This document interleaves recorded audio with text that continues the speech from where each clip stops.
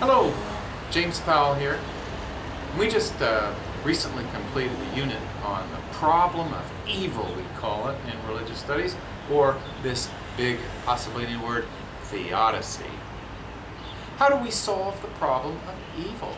The time of the Greek and Upanishadic philosophers, Confucius, Lao Tzu, these are your options, and if there are any more, please comment and let me know in comments below.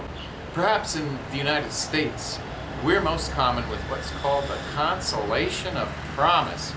What is that but the idea that those who've been victimized or wronged will in the end find that God has made everything right in the day of the Lord in the Hebrew Bible, or Judgment Day in the book of Revelation for Christians. Similarly for Islam, Allah will come someday with the Messiah and set the world straight. Maybe the second competing view, if they do in fact compete, is the idea of karma.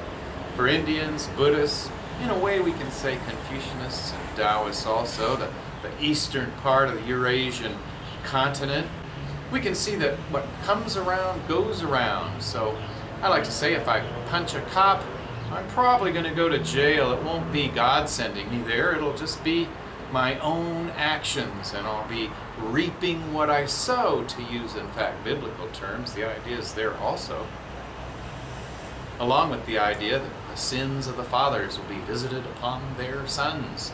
And that certainly happens. We can see in history how evil deeds by one generation lead to disastrous effects for future generations. I would say perhaps in my own country that's true for the young generation today. Then another classic idea of where evil comes from is found in the Zoroastrian tradition, where we're told forces of evil, dark matter battle with forces of light and goodness. If you will, our divine soul or spark of life is encased in this fleshly corpse of matter, and the battle goes on within us over various sordid addictions to greed or hate and all these other evil things. They're due to matter and desire and greed.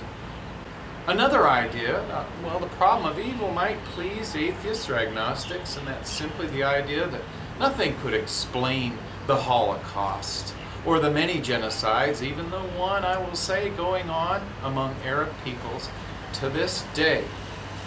The sovereignty argument, the idea that the universe, if you will, or you could say the word God, that there's no answer to evil. We simply have to accept the fact that people are victimized and there may never be any recompense for them. Another arguably weaker yet very strong argument is the idea that we all have free will to choose good or evil. And certainly that's true on a conventional plane. We can see I can choose to touch my nose right now, although if the causes and conditions, like me making this short video, or having a nose and all the other things involved with me being able to choose that, makes free will conventionally true, but ultimately we can say that a poor starving kid in Syria right now doesn't have the options for free will that I do in my comfortable lifestyle here in Thailand. And really what gets me is what has been called the banality of evil. The best definition really I have heard for evil involves the idea that it is a lack of empathy. So if you're really wondering about the cause of evil, I've heard it expressed very nicely.